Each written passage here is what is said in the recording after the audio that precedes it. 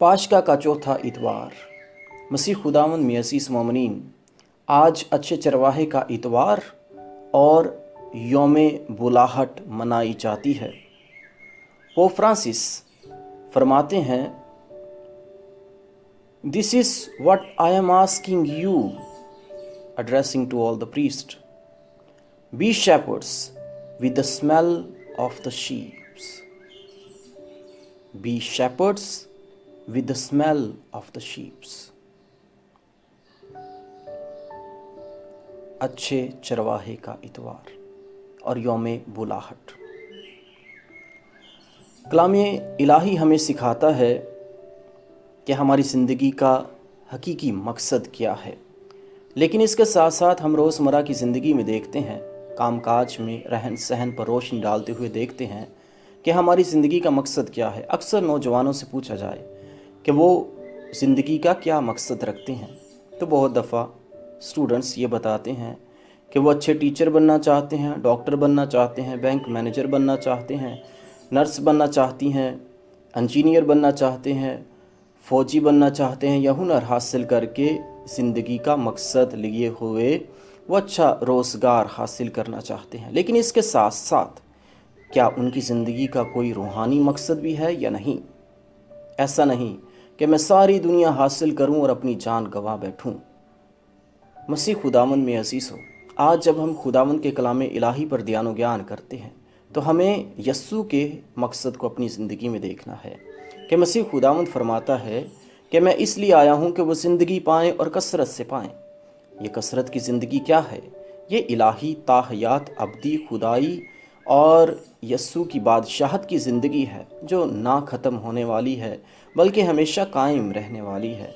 और जब हम बुलाहट के बारे में बात करते हैं तो खुदावंद यस्सू मसीह यूँ बुलाता है कि आओ और देख लो, और जब वो बुला लेता है तो वो यूँ फरमाता है कि बुलाए हुए तो बहुत हैं मगर बरगसीदे थोड़े हैं।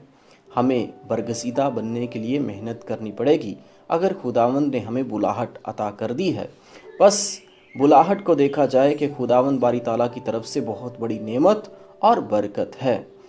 एक तो ज़िंदगी अज़दवाजी ज़िंदगी के लिए बुलाहट होती है, शादीशुदा ज़िंदगी के लिए बुलाहट होती है कि इंसान शादीशुदा ज़िंदगी गुजारते हुए मसीही ख़ानदान में परवान चढ़े। इसके अलावा दूसरी बुलाहट जो है वो खुदावंद के लोगों की खिदमत की बुलाहट है, वो रहबाना ज़िंदगी की बुलाहट है, वो मजहबी ज़िंदगी की बुलाहट है कि काहिन बनकर या सिस्टर सहबात बनकर अपनी ज़िंदगी सिर्फ़ और सिर्फ खुदावंद के लिए वक्फ़ करना। इसकी मिसालें जो हैं हम कलाम अक़दस से देखते हैं कि खुदावंद सैमुअल नबी को बुलाता है कि वो खुदा के अलतार की खिदमत करे। खुदावंद इर्मिया नबी को बुलाता है, खुदावंद इशाया नबी को बुलाता है, खुदावंद इस तरह और भी बहुत से नबियों को बुलाता है ताकि उसके अलतार की खिदमत कर सकें, उसके कलाम को लोगों तक सुना सकें। बस हम देखते हैं कि मूसा नबी को भी खुदावंद ने बुलाया, और जब मूसा नबी उस जानना चाहता था कि कौन उसे बुलाता है तो मूसा नबी को यह जवाब मिला कि मैं हूँ जो हूँ। बस आज की इंजील मुक़द्दस में खुदावंद यस्सू मसीह मैं हूँ को बयां करता है, और वो अपने आप को अच्छा चरवाहा बयां करता है कि वही अच्छा चरवाहा है जो अपनी भेड़ों की हिफाजत करता है। यूहन्ना के शागिर्द यस्सू को ढूंढते थे और खुदावंद यस्सू मसीह ने उनसे पूछा, तुम क्या ढूंढते हो? तो यूहन्ना के शागिर्दों ने कहा, उस्ताद यानी माशे, जिससे ज़िंदगी का मकसद सीख सकें।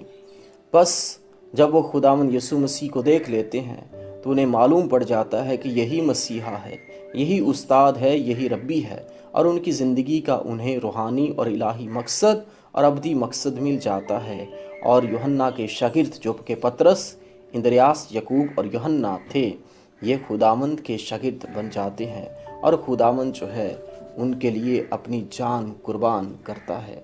बस आज जब हम अच्छे चरवाहे का इतवार मनाते हैं तो मसीह खुदावंद जब कहता है कि अच्छा चरवाहा मैं हूँ, तो मसीह खुदावंद का अंदाज़े बयां वैसे ही है जैसे उसने तौरात की किताब में मूसा नबी से जलती हुई झाड़ी से खिताब किया और उससे मुखातिब होते हुए कहा कि मैं हूँ जो हूँ, I am who I am, کیونکہ یسوع بھی خداوند ہے اور وہ اپنے آپ کو یوں بیان کرتا ہے کہ زندگی کی روٹی میں ہوں، دنیا کا نور میں ہوں، دروازہ میں ہوں، اچھا چرواہا میں ہوں، قیامت اور زندگی میں ہوں، راہ حق اور زندگی میں ہوں، حقیقی طاق میں ہوں۔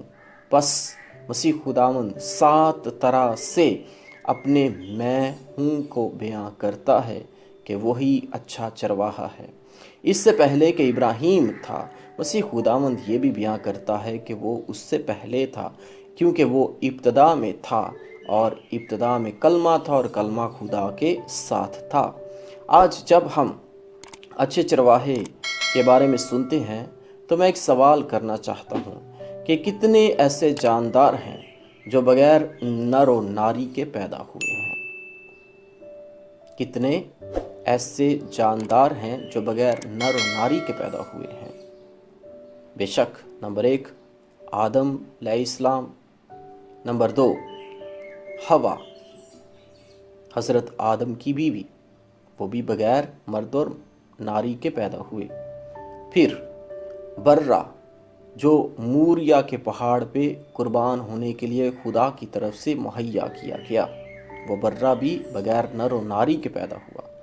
اس کے علاوہ ایسی ذات مبارکہ جو روح القدس سے پیدا ہوا، مقدسہ ماں مریم سے پیدا ہوا، اور وہ الہی ذات خداوند یسوع مسیح کی ہے جو بغیر نر و ناری کے ملاپ کے پیدا ہوا۔ بس یہ خداوند کی طرف سے یہ شخصیات ہیں جو خداوند جو ہے الہی منصوبے کے تحت پیدا کرتا ہے، اس دنیا میں بھیجتا ہے، اور مسیح خداوند انسان بن کر اس دنیا میں اترا۔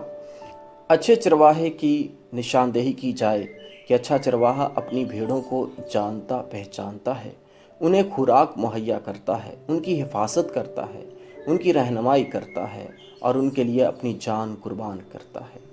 اور اچھی بھیڑ جو ہے اپنے چرواہے کی آواز کو پہچانتی اور ان کے پیچھے پیچھے چلتی ہیں۔ مسیح خداوند نے یہ نہیں کہا کہ اچھا چرواہا میں ہوں اور تم میری بکریاں ہو، بلکہ اس نے کہا کہ اچھا چرواہا میں ہوں اور وہ ہمیں بھیڑیں بننے کے لیے کہتا ہے، کیونکہ بھیڑوں کی یہ خصوصیت ہے کہ وہ ہمیشہ نظم و ضبط میں چلتی ہیں اور اپنے استاد اور اپنے چرواہے کی آواز کو پہچانتی ہیں۔ جیسے برا اسحاق کی جگہ پہ قربان ہوا، مسیح خداوند حقیقی طور پہ بے عیب برا ہوتے ہوئے اپنے آپ کو قربان کر دیتا ہے تاکہ جو کوئی اس پہ ایمان لائے ہلاک نہ ہو بلکہ ہمیشہ کی زندگی پائے۔ لیکن بہت دفعہ ہم دیکھتے ہیں کہ مسیح خداوند کی بھیڑیں جو ہیں وہ بھٹک جاتی ہیں، اور ان پہ پنجابی کی کیا خوب مثال قائم ہوتی ہے کہ جن نے لایا گلی اوندے نال ٹر چلی۔